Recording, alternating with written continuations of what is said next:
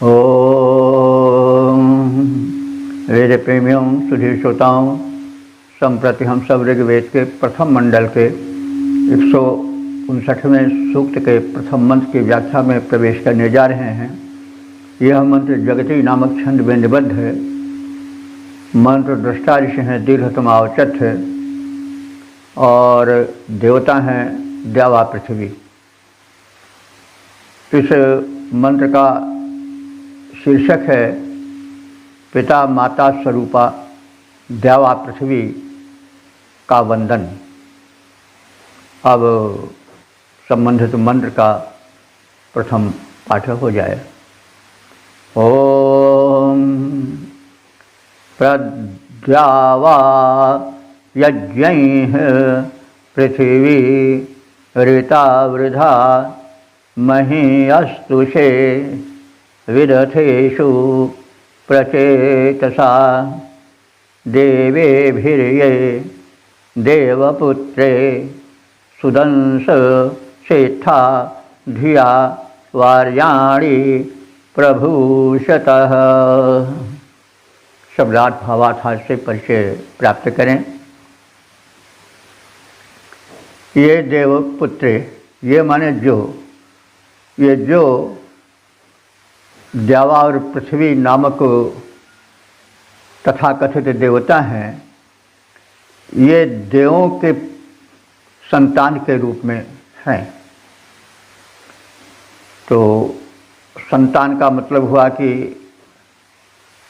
पिता से सहायता पाने वाला, जीवन पाने वाला जो होता है वो संतान होता है, पुत्र पुत्रियां होती हैं। तो ये जो द्यावा और पृथ्वी दोनों देवयुग में हैं, इनको दिव्य शक्तियों से अनुदान प्राप्त होता रहता है। इसका सीधा हम अगर अर्थ चाहें तो इस प्रकार से कर सकते हैं कि जो सूर्य, चंद्र या अन्य ग्रह नक्षत्र हैं, उनसे जो किरणें निकलती हैं और उनसे जो पोषकत्व आता है, विटामिन, प्रोटीन, खनिज लवण आदि रूप में दिव्य शक्तियों द्वारा, देवों द्वारा, जो कि वैदिक धर्म में मान्य हैं, जैसे सूर्य आदि हैं, पवन हैं और जल हैं, मेघ हैं, पर्जन्य, ये सब। तो इनसे संचित सूक्ष्म शक्तियों को, पोषक तत्वों को आकाश अपने में संजोए रहता है और उसको यह अनुदान मिलता है दिव्य शक्तियों से, जैसा कि कहा गया है। तो इसलिए उनको देवपुत्र कहा गया है। उनको किनको? पृथ्वी को और आकाश को, क्योंकि यह जो अनुदान पाते हैं वो दिव्य शक्तियों से पाते हैं। तो जैसे संतानें माता पिता से पाती हैं कुछ चीज़ें, तो वैसे ही ये द्यावा और पृथ्वी भी दिव्य शक्तियों से ऊर्जा पाते हैं। तो इसलिए देवे भी देवों के साथ मिल करके ये जो द्यावा और पृथ्वी नाम के देव हैं, वे सुदंशा धिया, उत्तम कर्म और बुद्धि द्वारा इत्था वार्याणि प्रभूषता, इस प्रकार के वार्याणि माने ऐश्वर्यों से अलंकृत होते हैं और भूतल को, वे प्राणियों को, वे उन अनुदानों से, उन अलंकृत गुणों से विभूषित करते हैं।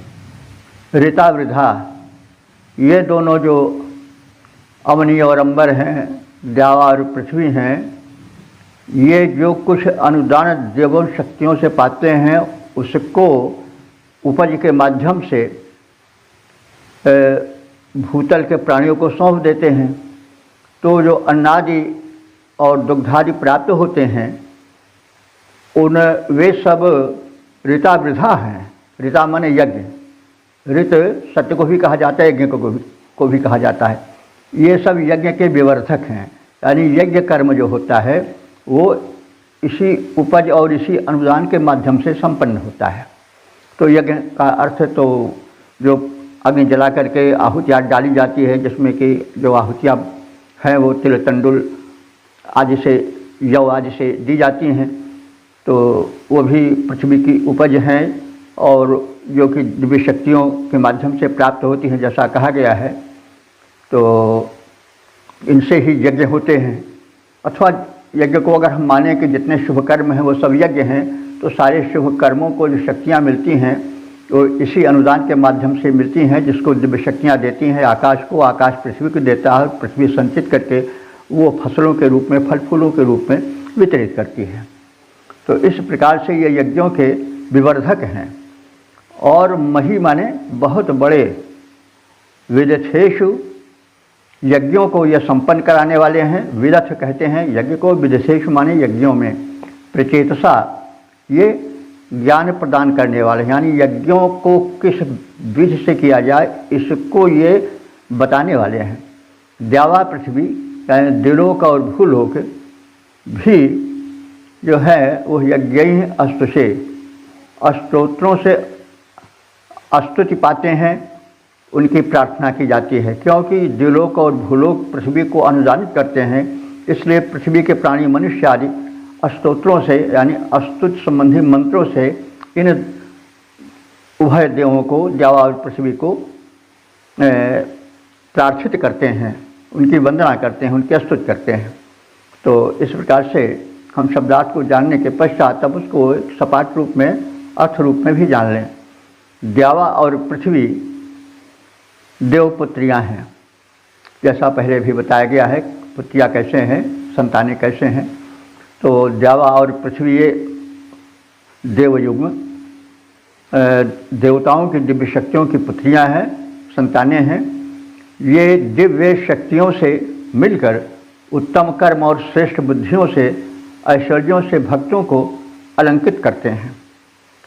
यज्ञीय भावनाओं का के पोषक, यज्ञीय विचारों के प्रेरक द्युलोक और पृथ्वी की मैं उपासक स्तोत्रों द्वारा स्तुति करता हूँ।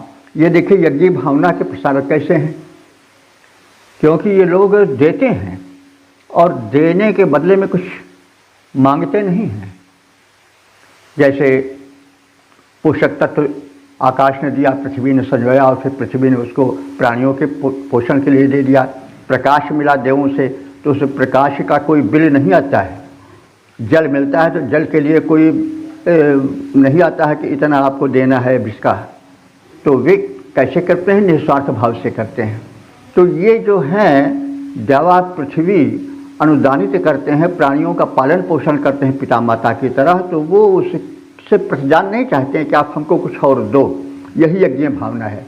आप समर्पित भावना से कार्य करें और बदले में किसी से कुछ पाने की लालसा न रखें, तभी यज्ञ भावना होगा। जब हम थोड़ा देकर के ज़्यादा पाने की इच्छा करते हैं तो यज्ञ भावना वहाँ पर खंडित हो जाती है। तो इसलिए कह रहा है ऋषि कि यज्ञ भावना के प्रशिक्षक हैं द्यावा पृथ्वी, क्योंकि ये दोनों अपने अनुदान जो हैं निरंतर देते रहते हैं, लुटाते रहते हैं और उसके बदले में कुछ चाहते नहीं हैं। तो इस प्रकार से ये यज्ञ भावना के प्रचारक हैं और यज्ञों को करने में, शुभ कर्मों के करने में ये प्राणियों की, मनुष्यों की, साधकों की, उपासकों की सहायता करते हैं। तो इस प्रकार से हमने इसका शब्दार्थ और भावार्थ को समझने या समझाने की चेष्टा की। अब हम पद रूपांतरण पर भी दृष्टि डाल लें। द्यावा पृथ्वी देवपुत्रियाँ कहलाती हैं, देव शक्तियों द्वारा वे पोषण पाती हैं, दिव्य शक्तियों से मिल उत्तम कर्म कराती, बुद्धि और वैभव से भक्तों को भर जाती, जो यज्ञीय विचारों के प्रेरक पोषक, जो त्राता प्रिय स्तोत्रों द्वारा उनको उनकी स्तुति मैं हूँ गाता। ओम वेद प्रेमियों, सुधीर श्रोताओं, संप्रति हम सब ऋग्वेद के प्रथम मंडल के 159वें सूक्त के दूसरे मंत्र की व्याख्या में प्रवेश करने जा रहे हैं। यह मंत्र जगती नामक छंद में निबद्ध है। मंत्र दृष्टा ऋषि हैं दीर्घतमा औचथ और देवता हैं द्यावा पृथ्वी। संबंधित मंत्र का शीर्षक है द्यावा पृथ्वी प्राणी मात्र के संरक्षक।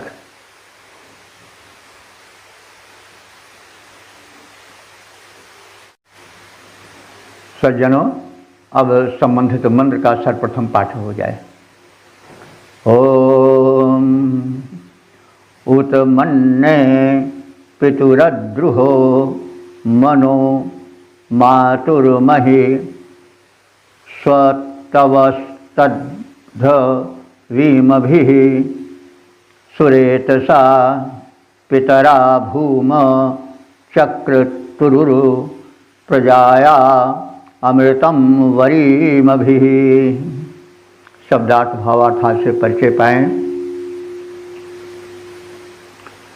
ये द्यावा और पृथ्वी कैसे हैं, इसको ऋषि बता रहा है कि हे उपासकों, हे यजमानों, ये जो द्यावा और पृथ्वी नाम के कथित देवता हैं, ये अद्रोह, किसी से द्रोह या द्वेष रखने वाले नहीं हैं।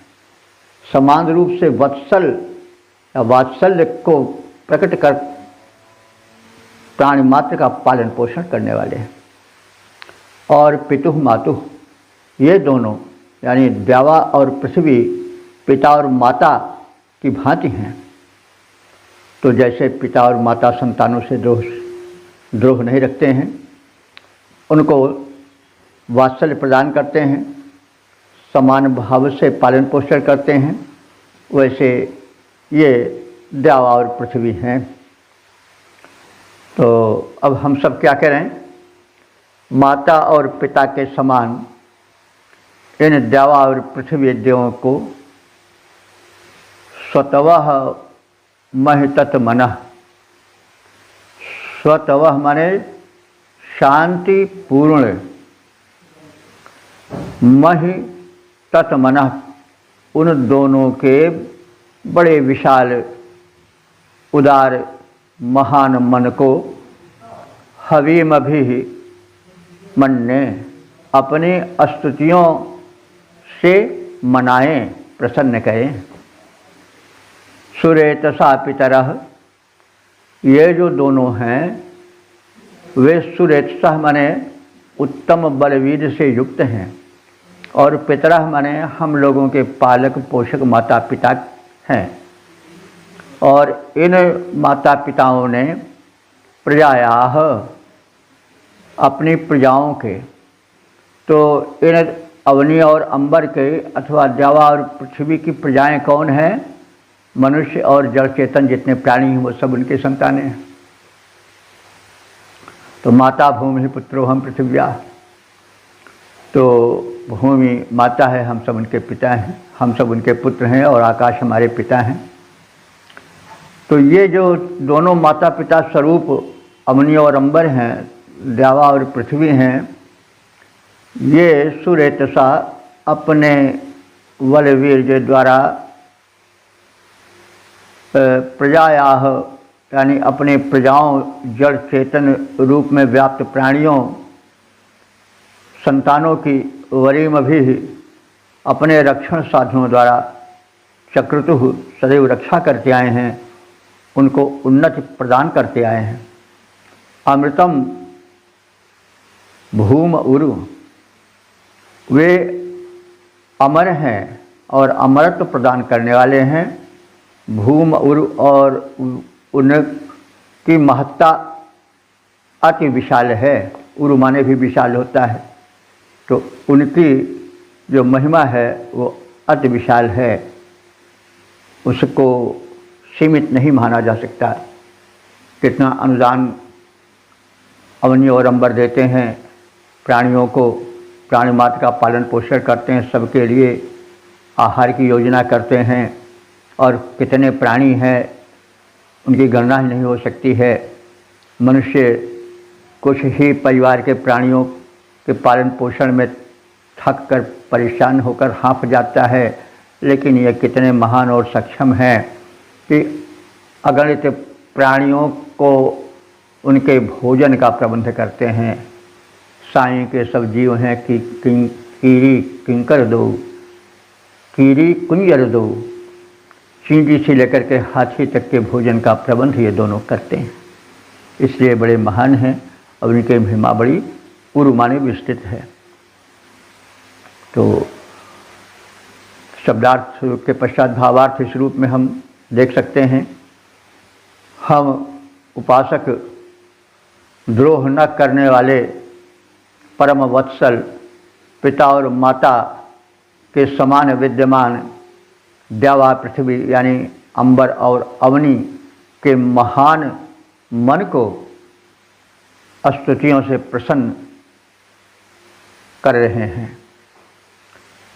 बलवीर जवान उन दोनों ने, अवनी और अंबर ने, द्यावा और पृथ्वी ने संतान रूप में विद्यमान जड़ चेतन रूप में यावत प्राणी हैं, जितने भी छोटे से बड़े तक के अगणित प्राणी उनके क्रोड़ में निवास करते हैं, उन सबको वे समान रूप से संरक्षण प्रदान करते हैं, उनके आवास की और भोजन की व्यवस्था करते हैं।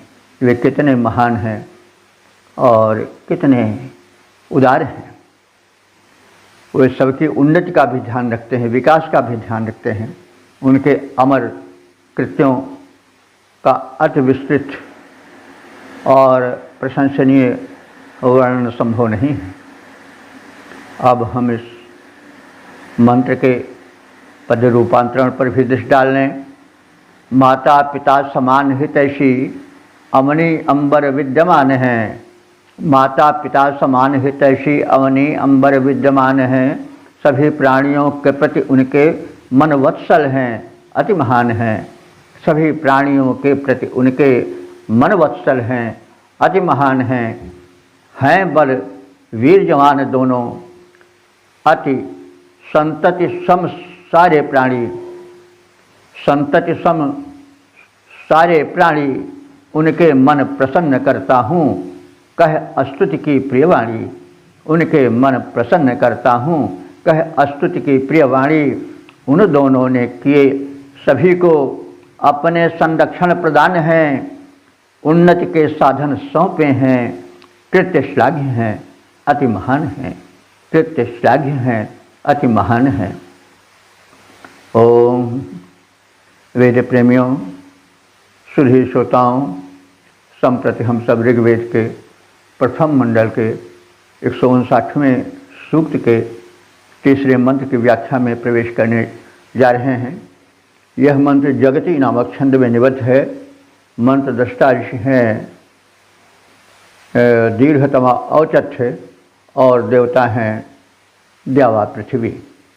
संबंधित मंत्र का शीर्षक है प्राणी मात्र के पालन करता द्यावा पृथ्वी की महत्ता। अब संबंधित मंत्र का सर्वप्रथम पाठ हो जाए। ओम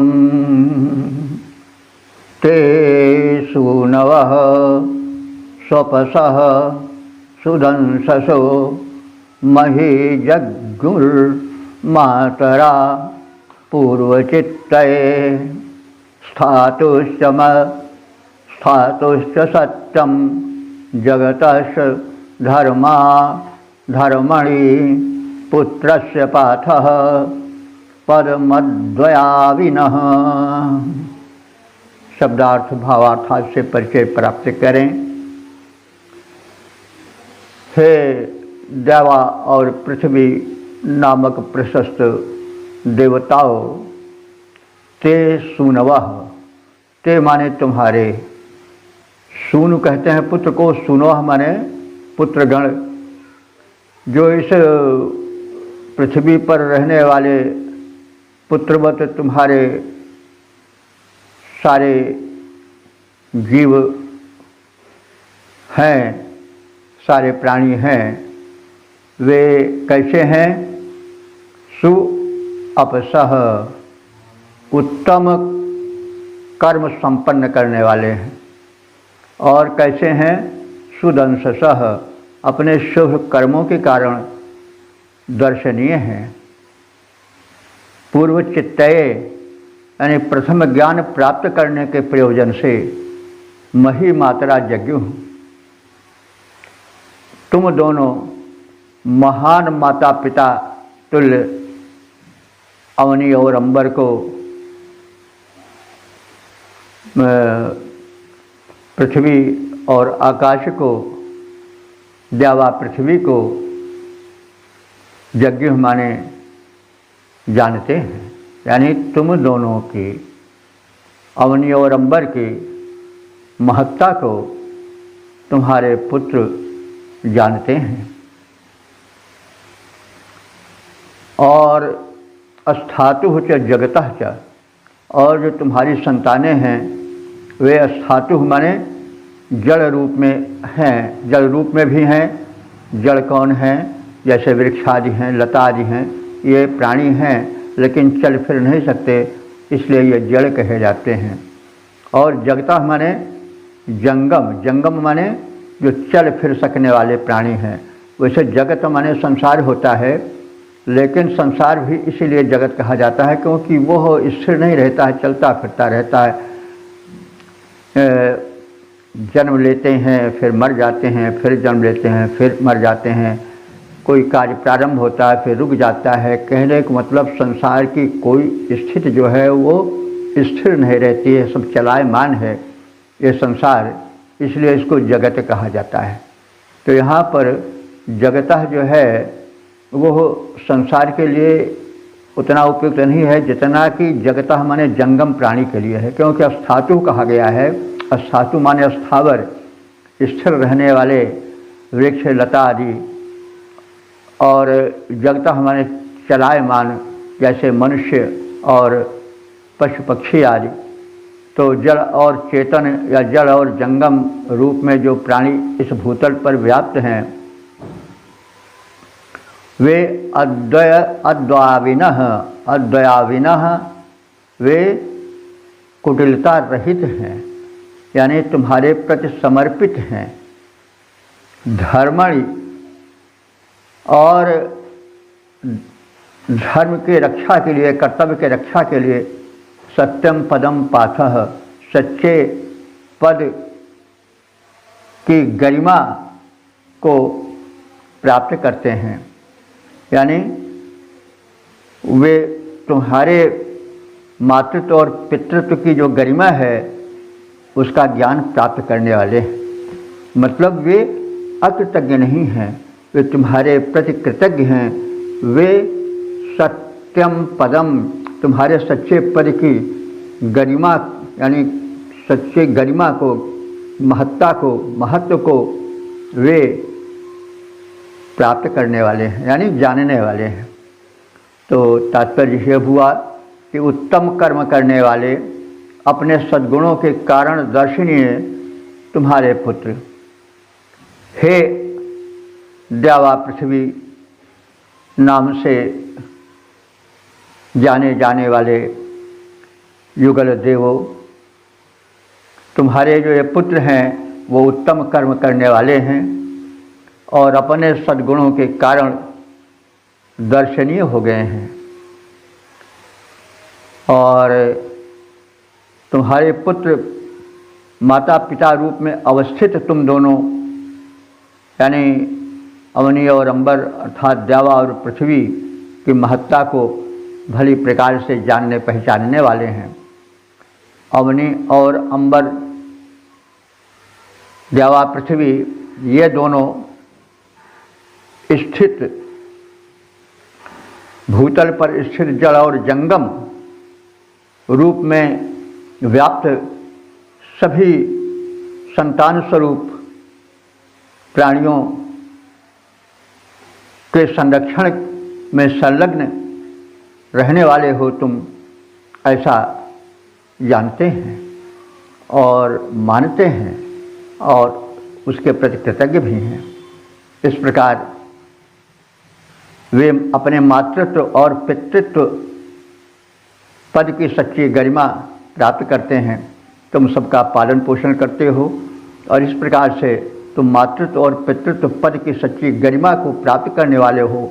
इस तथ्य को हम प्राणी वर्ग जड़ और चेतन रूप में, स्थावर और जंगम रूप में जो इस भूतल पर फैले हुए हैं, वो सब इसको भली भांति समझ चुके हैं कि हे अवनी और अंबर, तुम्हारा मातृत्व और पितृत्व पद जो है वो सार्थक है। तुम निस्वार्थ भाव से हम सब प्राणियों का, चाहे वो जड़ हो, चाहे जंगम हो, चाहे बलशाली हो, चाहे अति लघु हो, दुर्बल हो, सब तुम्हारे द्वारा संरक्षण पाते हैं। तुम्हारी गरिमा का बोध सबको है और सब तुम्हारे प्रति कृतज्ञ हैं। यह भाव इस मंत्र का है। अब इसके छंद रूप को भी देख लें। माता पिता रूप में अवनी अंबर भाते चले आ रहे। माता पिता रूप में अवनी अंबर भाते चले आ रहे, महिमा से परिचित प्राणी सब गुण गण गाते चले आ रहे। उत्तम कर्ता गुण गण पूरित धरती की तेरी संताने, उत्तम कर्ता गुण गण पूरित धरती की तेरी संताने, चलती हैं अनुकूल तुम्हारे, तेरे अनुशासन को माने। जड़ जंगम सब सुत हैं तेरे, जड़ जंगम सब सुत हैं तेरे, सबका परिपालन करते हो। निज पद गौरव पर सुस्थित हो, सबका संचालन करते हो।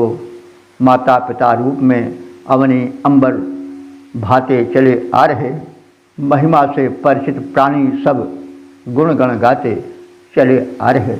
इस प्रकार से अवनी अंबर की महत्ता का गुणगान ऋषि ने किया है और हमें उनके प्रति कृतज्ञ रहना चाहिए।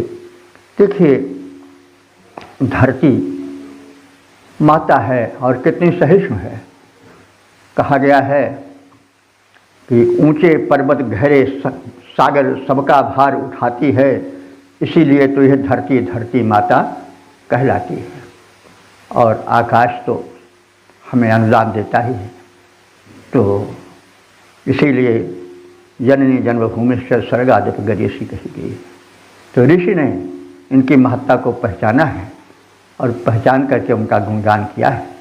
हम आज इन वैदिक देवताओं के महत्व को नहीं समझते हैं, तभी हम पृथ्वी को गंदी करते हैं, उसे के पर्यावरण शोधन की चेष्टा नहीं करते हैं और हम आकाश को भी प्रदूषण से भरते चले जा रहे हैं, क्योंकि हम सब ने उनसे अपने जो देवत्व बुद्धि है उसको हटा लिया है।